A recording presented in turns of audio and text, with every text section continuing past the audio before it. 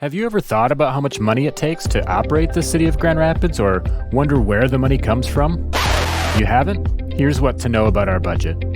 How the city spends money and sets priorities has a big impact on everyday life, like how much we spend on emergency services determines how long it takes a fire truck to get to your house.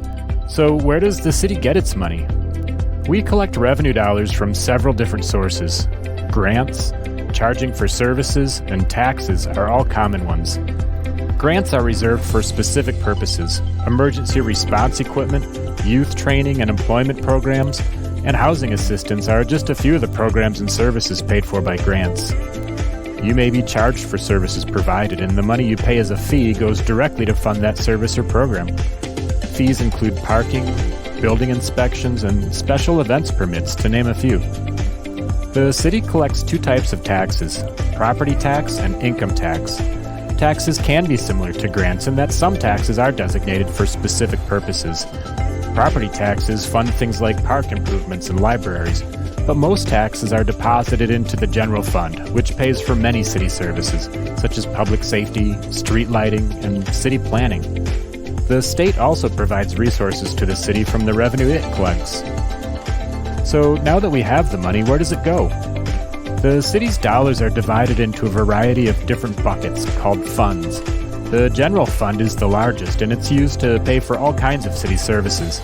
It's the daily and monthly expenses we pay to keep things running smoothly, like public safety, street lighting, neighborhood programs, and investments that support the environment. Along with the general fund, the city also maintains a rainy day fund. We use this fund for unforeseen expenses that may occur during an infrequent event, such as a flood, severe storm, or even pandemic. The city also has a number of capital funds that are used for large, multi-generational investments in things like infrastructure, equipment, and facilities. These investments typically have a useful life of many years and provide a foundation for the city's future.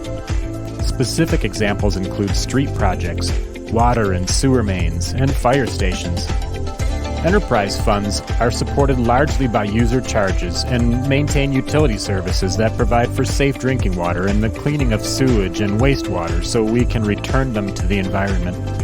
Other enterprise funds support public facilities like the Belknap Ice Arena and Indian Trails Golf Course. Maintenance of parking structures and cemeteries is also included in the enterprise fund group. So how do we decide where to spend it? Our budget is guided by the city's strategic plan. The current strategic plan spans 4 fiscal years from July 1, 2019 through June 30, 2023, and it's intended to be a living and breathing document. It leads with racial equity and includes the strategic priorities of governmental excellence, economic prosperity and affordability, engaged and connected community, health and environment, mobility, and safe community. Each strategic priority, such as safe community or mobility, has specific objectives and performance measures. Every budget item we fund must impact at least one strategic priority. By law, the city is prohibited from spending more than its current revenue plus reserves. So, when the economy is good and revenue is higher, we can fund more services for the community. And when revenue goes down, we have to stop spending sooner or can't offer as many of those services. If something serious happens, like a pandemic, we may have to completely stop providing certain programs and services that we can't afford anymore. Our city commissioners provide input at the beginning of the budget process in terms of their priorities, which are based on the city's strategic plan.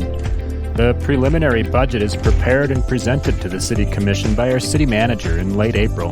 The commissioners ask questions and may request adjustments before ultimately approving the budget. But we also want to hear from you throughout this process. You can share your priorities and weigh in.